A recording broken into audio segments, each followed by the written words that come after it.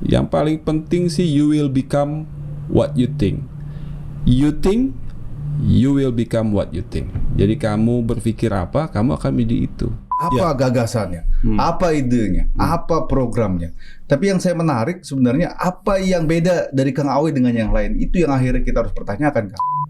Bupati kita ditangkap oleh KPK kan sudah beberapa periode ini. Ya. Wisata kita selalu bersoal dengan pungli, infrastruktur dan lain-lain. Insya Allah. Ada tagline ngahadikeun. Ya. Aduh, Sunda pisan gitu ya. Ya. Apa itu maksud dari ngahadikeun? Bogor ini kan dikenal sebagai kabupaten yang katanya dulu ada sebuah kerajaan Sunda di sini, namanya Kerajaan Pajajaran. Tetapi kok hari ini pendekatan-pendekatan budaya, adat istiadat di Kabupaten Bogor relatif malah hilang.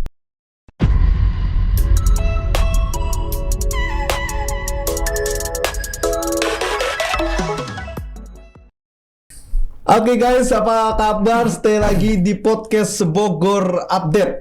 Ya, udah lama kayaknya kita nggak jumpa nih. Hari ini kita mau bicara politik di Kota Bogor karena sebentar lagi akan ada Pilkada Bogor ya 2024. Nah, ya ini sudah ada salah satu calon ya yang hari ini cukup viral ya. Tapi sebenarnya teman-teman nggak aneh lah ya, pasti karena udah sering ngelihat di media dan sebelumnya juga pernah nyalon juga. Siapa itu? Ada Kang Awe, Kang Ade Wardana Adinata. Assalamualaikum. Waalaikumsalam. Apa kabar Kang Awe? Sehat alhamdulillah, Om Fadil. Seger banget. Om Fadil ya. sehat ya? Sehat. Thank you udah hadir di studio kita Kang Awe. Kehormatan buat saya. Oke. Kemarin sibuk-sibuk terus keluar. Alhamdulillah akhir ini ada waktunya gitu ya. Iya. Saya lihat kan kalau di Instagram di mana-mana kayak keluar negeri terus itu ya. Iya, kita ada ke Eropa, ke India, ke Amerika, ke beberapa negara di Asia. Kan kita punya teman-teman jaringan di hampir 50 negara. Kita punya ya yang bergerak di bidang agribisnis, dunia pertanian, teknologi dan lain-lain. Jadi kita coba untuk bisa membawa produk-produk yang bermanfaat untuk memajukan pertanian di Indonesia. Oke, kok bisa masuk ke dunia pertanian, Kang? Karena backgroundnya kan dulu saya kuliah di IPB, Fakultas Peternakan dulu. Jadi ada kemampuan sedikit di sana, kita coba untuk explore gitu. Oke. Jadi backgroundnya IPB, kembali lagi ya ke situ ya. Kembali ke basic, betul. Oke, Kang Awe 2018 sempat nyalon. Ya. Bagaimana rasanya saat itu? Rasanya saat itu, ya saya kan dulu calon bupati paling muda, Om Fadil, di usia 35 tahun waktu itu, melalui jalur independen, dan kalah, tapi ya tidak kapok, alhamdulillah, karena kan niatnya juga niat bagaimana kita bisa bermanfaat untuk masyarakat. Jadi kekalahan itu malah menjadi pengalaman, dan tetap kita berusaha untuk bagaimana bisa seluas-luasnya memberikan manfaat untuk memajukan lingkungan kita begitu. Nah, jadi ya tetap saja kita berusaha yang terbaik lah. Walaupun waktu itu pahit banget tuh pada saat kalah. Pahitnya gimana? Karena ya namanya orang kalah kan. Jadi jangankan teman atau orang gitu, mungkin lalat aja nggak mau nempel sama kita kan gitu.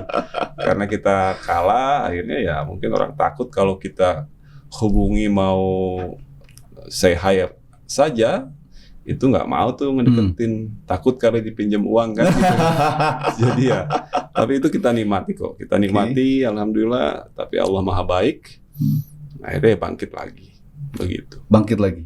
Tapi kan itu nggak lama selang 2019 nyalon lagi di pileg. Iya, nyalon lagi di pileg, lalu kejadian lagi, akhirnya ya itu lebih sakit lagi kejadiannya. Tapi ya karena kan pada saat kita memutuskan sesuatu, maka harus siap dengan konsekuensinya kan begitu. Jadi ya apapun itu yang terjadi, alhamdulillah yang terbaik. Kita yakin bahwa itu yang terbaik yang ditakdirkan oleh Allah untuk kita begitu. Oke, hari ini mau nyalon lagi di 2024. Insya Allah, insya Allah berarti hampir udah 3 kali akhirnya muncul di dalam politik di Kabupaten Bogor nih ya. Ya. Pilbub, DPR RI, kembali lagi ke Pilbub. Ke Pilbub lagi. Kenapa akhirnya lagi dan lagi di Kabupaten Bogor, Kang? Karena kan kita sebagai warga Kabupaten Bogor, makhluk manusia yang dilahirkan di Kabupaten Bogor. Setelah saya melakukan kunjungan ke beberapa daerah, ke luar negeri, lalu melihat, mengkomparasikan bagaimana potensi Kabupaten Bogor. Nah, di situ semakin menguatkan bahwa Kabupaten Bogor ini seharusnya bisa lebih maju, masyarakatnya seharusnya bisa lebih sejahtera, lalu pelayanan pemerintahan kabupaten kepada masyarakat seharusnya bisa lebih paripurna. Jadi seharusnya ada good governance, good and clean governance, and good digital. Nah, itu yang harusnya terjadi di Kabupaten Bogor. Tapi kan itu belum terjadi. Oleh karena itu, kita sebagai putra daerah Kabupaten Bogor paham mengenai masalah yang terjadi. Lalu kita juga sering berkunjung ke kabupaten kota lain atau misalkan ke negara-negara lain. Lalu kita melihat potensi Bogor itu seperti apa. Nah, akhirnya ya kita punya niat, ayo deh kita berkontribusi untuk memajukan Kabupaten Bogor ke depan. Khususnya nih, dengan jumlah penduduk 5,8 juta, Kang Fadil, kalau kita punya pemimpin yang kreatif, inovatif, seharusnya produktivitas masyarakat yang 5,8 juta ini akan sangat dahsyat untuk bisa berdampak terhadap kesejahteraan, kemajuan daerah, lalu kompetensi yang hari ini tidak hanya di level tiap kabupaten, tetapi juga untuk luar negeri juga. Hari ini kan tantangan global terus terjadi kan begitu. Nah, ini yang menurut saya kita nggak bisa diam aja. Kita harus coba buat satu gebrakan. Kita ajak teman-teman yang memang peduli dengan Kabupaten Bogor. Oke, artinya satu gebrakan yang akhirnya merubah Kabupaten Bogor. Ya, begitu. Iya. Kalau misalkan kalau kita mau kunjungan kerja kan harus jadi pejabat dulu, kunjungan kerja ke luar negeri gitu ya. Akhirnya mencari ilmu di luar negeri untuk bawa ke daerahnya. Yes. Gitu. Kalau Kang Awe sudah melakukan itu sebenarnya? Kita menggunakan fasilitas pribadi, tidak sebagai pejabat. Kita di sana terjun bebas, alhamdulillah. Kayak kemarin di IPM Essen, salah satu event perhelatan yang sudah 70 tahun di Jerman, kita malah menjadi ketua dari delegasi setiap negara. Jadi saya ditunjuk untuk memimpin. Padahal kan kita orang dunia ketiga kan, mereka negara-negara maju. Tapi alhamdulillah teman-teman merasa nyaman apabila saya yang memimpin. Jadi ada kepercayaan di antara negara-negara ini. Teman-teman yang datang ke Jerman itu akhirnya ya mempercayakan saya untuk memimpin delegasi yang kita merumuskan suatu program yang bisa saling berkolaborasi antar negara, walaupun B2B, business to business, tidak ada keterkaitan dengan government, tetapi mereka alhamdulillah sangat positif untuk bagaimana membantu kemajuan dunia usaha di Indonesia dengan adanya teknologi, transfer knowledge, transfer teknologi, lalu saling mensupport satu sama lain. Oke, artinya B2B tadi itu bisa juga nanti ke depan akhirnya bisa masuk ke daerah kita. Ya, saya menginginkan sampai akhirnya jadi program misalnya di Kabupaten Bogor ke depan ya teman-teman saya yang di luar negeri itu sudah siap untuk berinvestasi, untuk membantu bagaimana di setiap kecamatan nanti ada komoditas yang bisa kita ekspor ke negara mereka. Jadi nanti saya minta bantuan mereka untuk datang misalkan di satu kecamatan, contoh lah, misalkan kecamatan Pamijahan.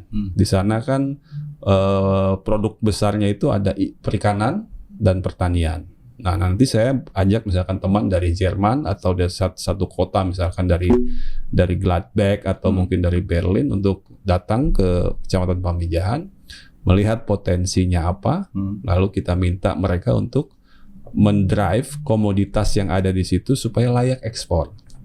Nah, kita sebagai pejabat tentunya memfasilitasi apa-apa saja yang memang harus disiapkan agar masyarakat ini bisa mensupport atau melakukan produktivitas. Nah, nanti kalau produknya sudah baik, sudah layak ekspor, baru kita ekspor ke negara Jerman misalkan ke Berlin misalnya begitu. Nah, saya ada di 50 negara. 50 negara? Iya. Dan mereka itu sangat menyukai semua produk dari negara tropis. Apakah itu buah tropis, apakah itu rempah-rempah komoditasnya, ataukah itu peternakan, perikanan, yang di mereka butuh pangan kan begitu. Nah di Indonesia ini khususnya di Kabupaten Bogor, kita dekat dengan Jakarta, bandara, kita dekat dengan pelabuhan, maka mobilisasi barang-barang dari setiap kecamatan itu berbiaya rendah dibandingkan misalkan dengan kabupaten lain kan, gitu. Nah itu salah satu keunggulan Kabupaten Bogor yang mungkin nanti bisa kita lakukan dengan tentunya ada partisipasi aktif dari masyarakat, khususnya Gen Z. Nah ini nih. Itu salah satu mimpi Gen Z ada salah satu hari ini ya. Pola pikirnya pasti pengen jadi pengusaha.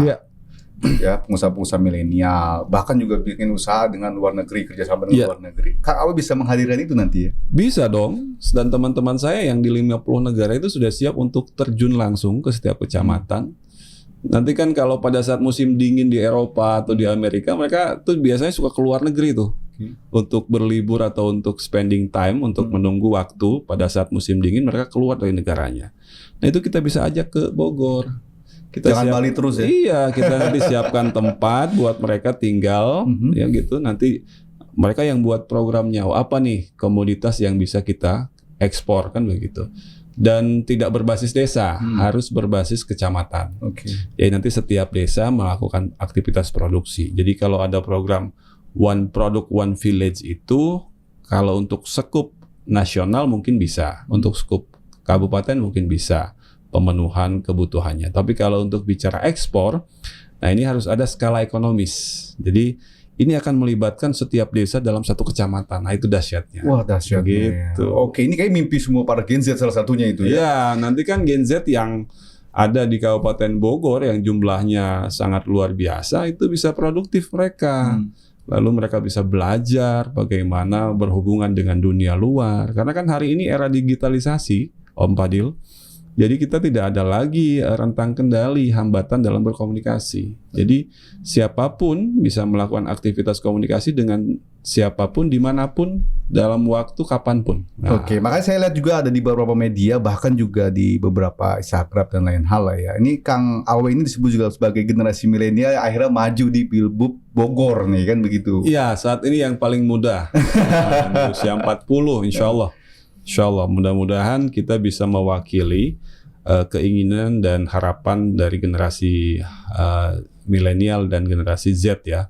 Karena di Kabupaten Bogor hari ini ruang-ruang atau tempat-tempat di mana mereka bisa melakukan kreativitas, lalu karya-karya itu kan tidak memiliki tempat. Nah, rencana kita ke depan bagaimana mungkin di setiap kecamatan atau bahkan di setiap desa kita akan membuka lokasi tempat-tempat yang kita sediakan agar para generasi Z ini punya ruang. Bagaimana dia berkolaborasi, bagaimana dia melakukan kreativitasnya, yang suka seni, pentas, musik, drama, itu kita siapkan. Yang suka inovasi, teknologi, dan lain-lain, itu kita siapkan. Agar kita melihat bagaimana industri kreatif di Kabupaten Bogor ke depan berkembang. Supaya apa? Kan hari ini dunia usaha itu sangat dinamis. Tidak hanya yang padat karya saja, tetapi juga kreativitas itu harus kita challenge, harus kita tantang mereka, dan harus kita siapkan tempatnya gitu loh. Jadi jangan kita bicara bahwa ayo dong anak-anak muda Kabupaten Bogor kreatif, tetapi ruang-ruangnya tidak kita sediakan, ya mereka mau bisa apa gitu. Karena itu pasti akan menjadi hambatan yang utama. Oke, Kang Awe kalau bicara ide atau gagasan itu hampir semua mungkin yang nanya Kang Awe maju di pilkada lagi pasti itu. Apa gagasannya? Apa idenya? Apa programnya? Tapi yang saya menarik sebenarnya apa yang beda dari Kang Awe dengan yang lain? Itu yang akhirnya kita harus pertanyakan, Kang. Iya.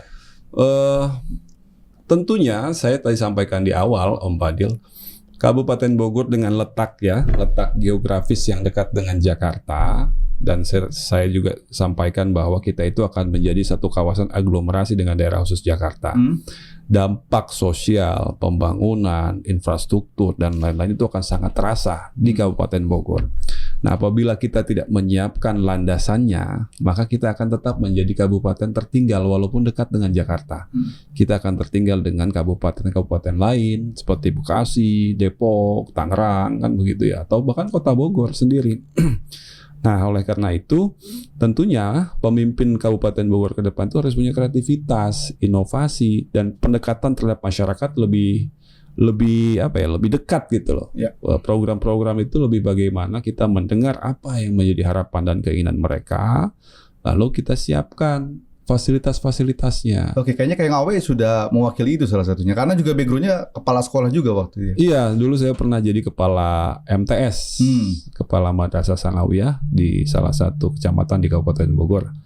Saya dulu berinteraksi dengan anak-anak dan ya alhamdulillah hari ini salah satu sekolah kita adalah SMA penggerak tingkat kabupaten di Kabupaten Bogor.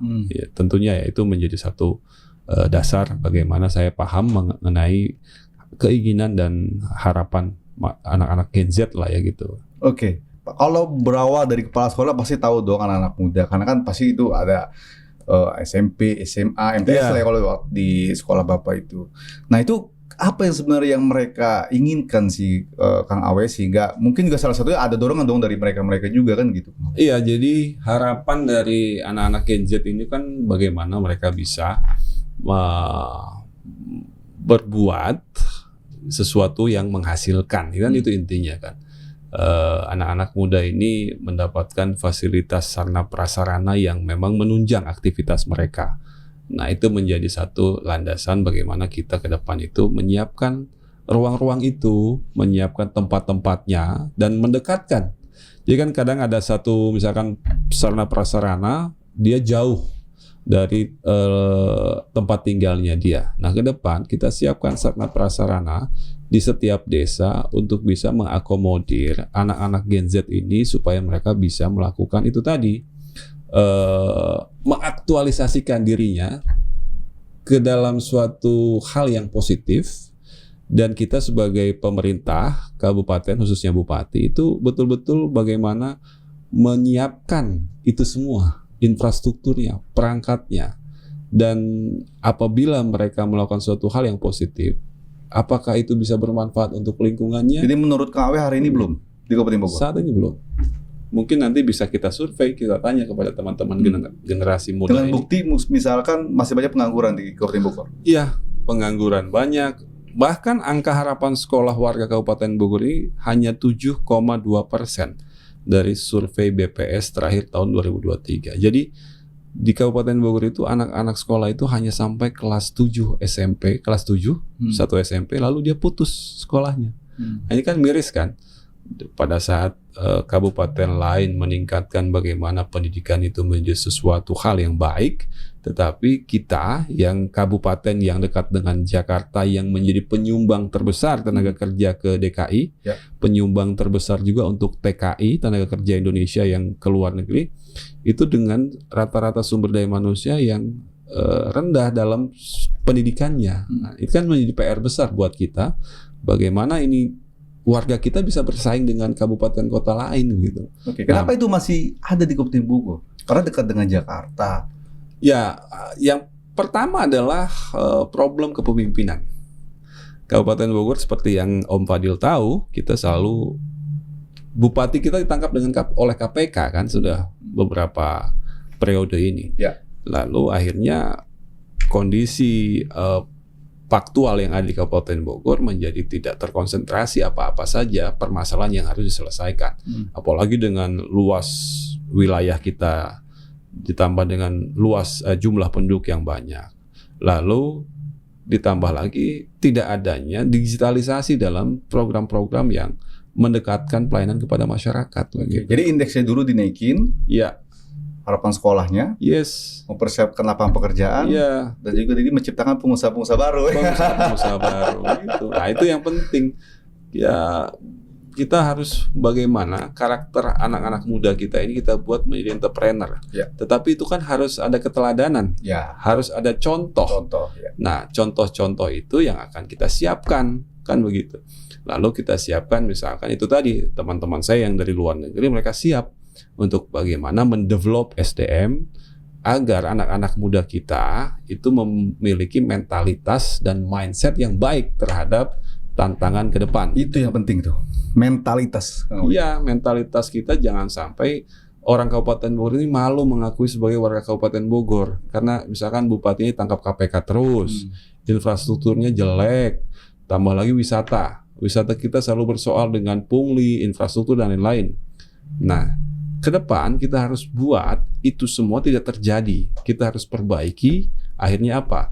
Kita sebagai warga Kabupaten Bogor bangga dengan identitas kita sebagai orang Kabupaten Bogor. Nah, kemarin saya di Kecamatan Lewiliang, saya tuh mengisi ada namanya genre Z ya, generasi remaja Z. Saya berkomunikasi, berdiskusi dengan mereka. Ternyata potensi di Kecamatan Lewiliang anak-anak muda itu luar biasa loh. Itu ada 10 desa dalam satu kecamatan. Dan yang membuat saya miris adalah di saat mereka tanya, Pak, program Bapak ke depan tuh apa sih? Kaitan dengan budaya. Gitu loh. Budaya. Jadi anak-anak itu suka angklung, suka bermain suling, kecapi dan lain-lain. Tetapi kan tempatnya nggak ada. Ya. Sarana prasarannya tidak disediakan, kan begitu. Kalaupun mereka mau, mereka harus kursusnya jauh. Sedangkan Bogor ini kan dikenal sebagai kabupaten yang katanya dulu ada sebuah kerajaan Sunda di sini, namanya Kerajaan Pajajaran. Tetapi kok hari ini pendekatan budaya, adat istiadat di Kabupaten Bogor relatif malah hilang. Oke, artinya milenial boleh tapi tidak melupakan budaya. Dan itu contohnya tadi ada Gen Z yang bertanya ke hal itu kan begitu. Sampai dia mend-DM ke saya, dia bilang, Pak, kalau Bapak insya Allah terpilih menjadi bupati, tolong ya Pak di Kecamatan Lewiliang Bapak buatkan sanggar seni. Dan saya nanti akan main kecapi setiap hari untuk bagaimana saya bisa melestarikan budaya kita. Itu merinding saya, Kang Om Fadil. Sama saya merinding. Sangat merinding. Kenapa? Loh, saya bilang di saat semua orang berpikir tentang digitalisasi teknologi, ternyata anak-anak muda kita ini dia punya satu concern, perhatian tentang akar budayanya. Nah, ini yang saya sangat miris dan saya semakin bersemangat untuk maju dalam pilkada ini karena apa? Ya itu tadi, saya ingin bagaimana anak-anak muda yang memiliki keinginan seperti itu kita berikan ruang gitu loh. Kita siapkan sanggar-sanggar seninya. Kenapa? Itu akan ke depan akan mendorong, akan menjadi salah satu faktor penunjang wisata yang ada di Kabupaten Bogor. Kan begitu. Dengan adat, istiadat dan budayanya.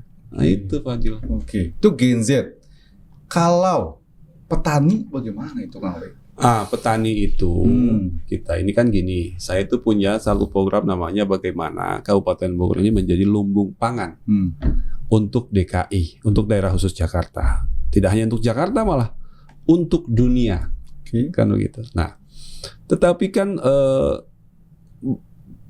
bagaimana masyarakat ini bisa produktif itu kembali kepada program pemimpinnya, kan begitu. Nah, saya itu menawarkan bagaimana ke depan Kabupaten Bogor ini di setiap kecamatan itu tadi itu memiliki komoditas, misalkan ataukah misalkan berbasis kampung, misalkan ada yang namanya kampung ikan atau desa ikan atau kecamatan ikan kan gitu. Ada misalkan desa tomat, kecamatan tomat kan begitu, atau desa kangkung kan gitu. Yang itu mereka melakukan produktivitas berdasarkan apa? Berdasarkan pasar. Kan begini. Atau di konsep lebih baik lagi ya? Konsep lebih baik. Bukan sudah ada di Kabupaten Bogor itu ya? Misalkan kalau di utara tuh perikanan misalkan begitu kan? Tapi kan mereka masih berjibaku sendiri.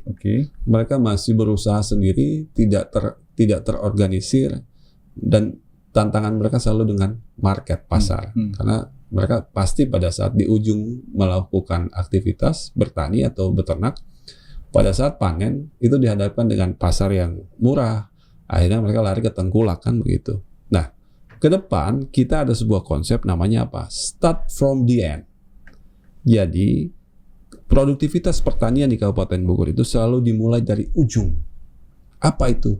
Marketnya, gitu Fadil.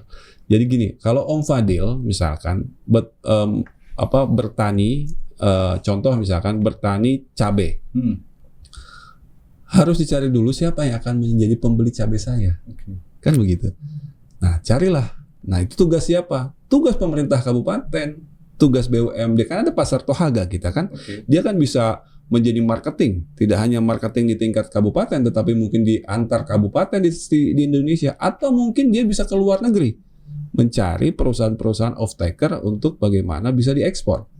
Nah, setelah ketemu berapa jumlah kebutuhan si perusahaan tersebut atau pasar tersebut misalkan, lalu kita bicara produksinya. Berarti ini konsepnya dibalik, tapi itu yang sebenarnya yang dicari kan? Iya. Karena kita usaha apapun kalau tidak ada marketnya bingung buat apa gitu. Susah Om Fadil. Betul. Maka kita harus buat dulu skala prioritas dia. Itu yang dinamakan konsep start from the end. Yes. Apapun produktivitasnya, apakah mau itu telur, apakah itu mau ayam, apakah itu mau ikan, apakah itu mau pertanian lain-lainnya. Cari dulu marketnya. Marketnya dulu. Siapkan dulu oleh pemerintah kabupaten melalui BUMD.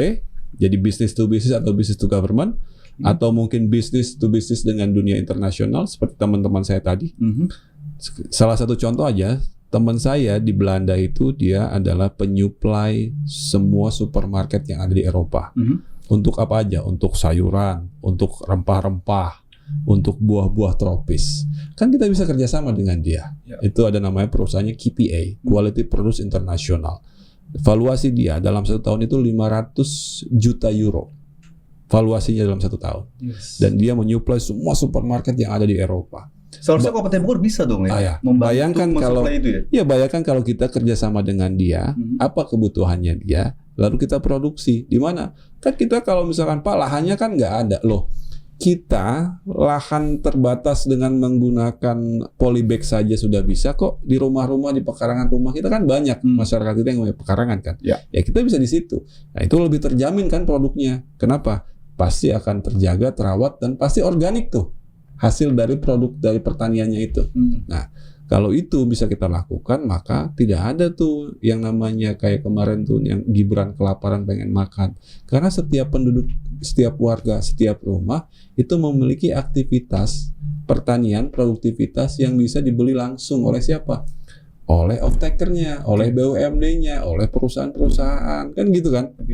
Jadi misalkan satu desa di kelurahan, misalkan kelurahan Ciriung ini bagaimana memberdayakan satu produk pertanian. Lalu off-takernya siapa? Misalkan pasar A, pasar B, atau misalkan perusahaan A, perusahaan B. Berapa banyak kuantitinya? Misalkan dalam 1 minggu saya butuh 1 ton. Nah itu kita siapkan 1 ton 1 minggu. Jadi nggak ada. Karena tingkat kecil bisa, tingkat keluarga tadi ya, karangan rumah ya. Tingkat desa apalagi sangat bisa gitu. Apalagi kecamatan gitu. Nah, intinya sih memang political will, kemauan dari seorang pemimpinnya. Kemauan dari perangkat daerahnya, Pemkabnya. Bagaimana hal ini bisa terjadi? Mungkin nggak mungkin. Sangat bisa. Asal itu tadi keseriusan kita bagaimana mengelola ini semua. Ini menjadi menarik. Kenapa? Karena ada IPB di kita, Pak. Ya, saya juga kan alumni IPB. Teman-teman IPB, para alumni itu juga mereka tuh sebetulnya mengeluh. Mereka ingin bagaimana bisa berkontribusi di Kabupaten Bogor, tapi bingung memulai dari mana. Karena itu tadi, kadang-kadang kebijakan pemerintah daerah itu selalu bertolak belakang. Kang Awe, tadi kan dari sisi pertanian, bahkan di usaha juga Kang Awe ini sudah oke lah ya kan. Tapi kalau dari sisi keluarga bagaimana? Restunya seperti apa sampai hari ini Kang Awe? Keluarga alhamdulillah mensupport, mendukung. Selama niatan yang ingin dilakukan, niat yang baik, tidak melenceng, dan tentu saja ya harus berdasarkan rasionalisasi. Kenapa? Karena kemarin juga saya ngobrol sama teman saya yang dari Eropa, dia bilang dia berharap saya tetap rasional dalam kontestasi pilkada ini, karena dia tidak mau nanti Atira itu anak saya yang pertama. Itu membuat gambar, dia bilang gambarnya itu ada papihnya di balik jeruji besi. Jadi dia bilang itu, ingat itu katanya. Jadi saya pasti akan selalu memegang prinsip kehati-hatian di dalam melakukan tindakan apapun, khususnya ya karena kan ini pasti akan berimplikasi terhadap keluarga. Dan keluarga meminta itu satu. Niat yang baik harus dicapai dengan cara-cara yang baik, begitu Kang Fadil. Insya Allah Kabupaten Bogor lebih baik ke depan gitu ya. Amin, insya Allah. Ada tagline ngahadikeun. Ya. Aduh, Sunda pisan gitu ya. Ya. Apa itu maksud dari ngahadekeun? Ngahadekeun itu ngebagusin. Bogor ini sebetulnya bagus, harus kita bagusin. Memperbaiki dari yang belum baik. Ngahadekeun itu satu konsep bagaimana masyarakat Kabupaten Bogor ini punya semangat juang, semangat yang sama tentang kita harus melakukan upaya bagaimana memperbaiki, membaguskan Bogor dan ya ngahadekeun Kabupaten Bogor menjadi kabupaten yang kita mimpikan bersama, kaitan dengan kabupaten yang maju, mampu mensejahterakan masyarakatnya, dan juga mampu menjadi kabupaten yang kita banggakan bersama.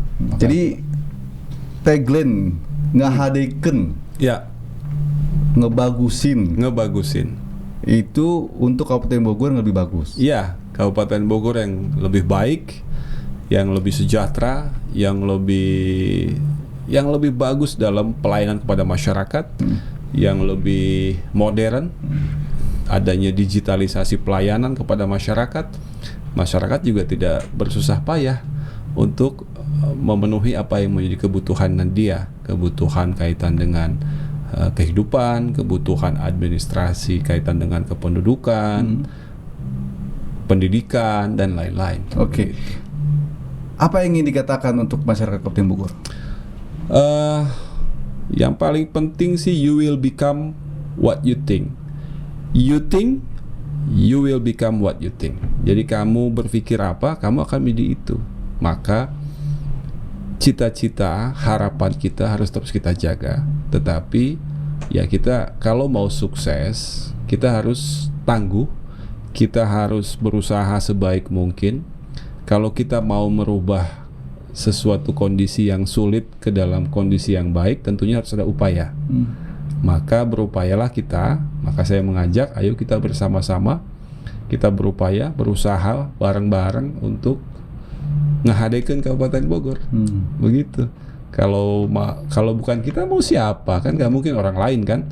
Ya bagi semua warga Kabupaten Bogor, ayo kita bareng-bareng ngahadekeun Kabupaten Bogor. Agar kita bangga dengan Kabupaten Bogor. Betul. Begitu Om Fadil. Ya. Mantap. Ngahadekeun Kabupaten Bogor. Jadi ini jadi panggilan sebenarnya. Panggilan kepada kita semua. Panggilan untuk semua warga Kabupaten Bogor yang lahir ataupun tinggal di Kabupaten Bogor. Kita memanggil untuk ayo kita ngahadekeun, ayo kita ngebagusin, ayo kita memperbaikin. Bukan hanya tidur aja di Kabupaten Bogor. Hanya tidur. Ya kan, jalan-jalannya kemana? Ya. Kerjanya di mana gitu ya. Kita harus punya semangat itu hari ini. Karena Kabupaten Bogor ini butuh kita perbaiki. Butuh kita bagusin. Dan itu semua ada di tangan kita, bukan di tangan orang lain. Karena kan kita yang tinggal di sini kan begini. Iya, betul. Jadi ayo kita ngahadekeun Kabupaten Bogor. Begitu. Oke. Sukses buat Kang Awe.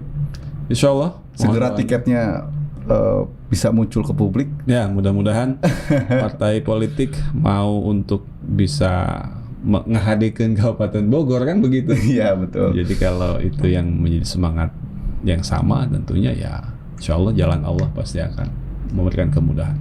Amin. Sukses buat Kang Awe ya. Siap. Oke, thank you Kang Awe, dan nanti kita lanjutkan setelah kita dapat tiket dari Kang Awe untuk maju di Pilgub Bogor 2024. Ya. Oke, thank you.